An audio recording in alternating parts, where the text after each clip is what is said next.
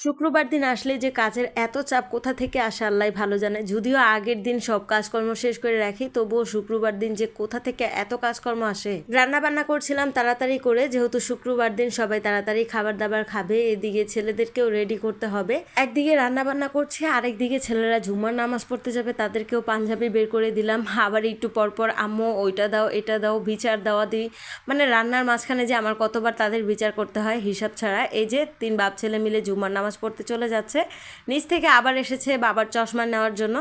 তো ওদেরকে বিদায় করে এই যে আমি এখন বিছানাটাকে গুছিয়ে নিব। ঘরের যে কি অবস্থা, সকালবেলা কিন্তু আজকে বিছানাটাও উঠানো হয়নি। 3 বাপ ছেলেকে নামাজে পাঠিয়ে আধা ঘন্টার ভিতরে এই যে বিছানাটাকে গুছিয়ে নিলাম। অনেকদিন হলো বিছানার চাদরটা উঠাই না, প্রায় 2 সপ্তাহের কাছাকাছি হয়ে যাবে। চাদরটাও কেমন হয়ে গেছে, তো আজকে ফাইনালি চাদরটা উঠিয়ে নিলাম। আর এই যে টুকটাক ফার্নিচারগুলোকে মুছে নিলাম, যাই আছে আর কি।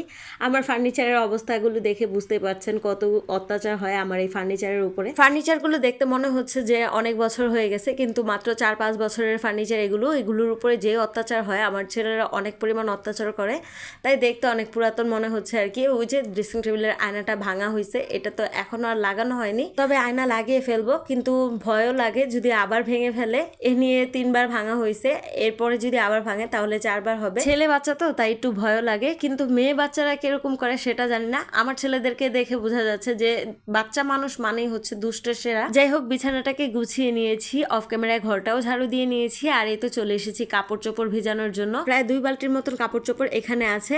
প্রতিদিনই আমার 1 বালতি 2 বালতি এরকম কাপড় চোপড় ধুতে হয়। এত কাপড় যে কোথা থেকে আসে আল্লাহ ভালো জানে। যাই হোক, কাপড় ভিজানো হয়ে গেছে, এখন আমি এগুলো ধুয়ে নিব। আমার ভিডিওগুলো তোমাদের ভালো লাগলে আমাকে ভালোবাসা দিয়ে সাথে থেকে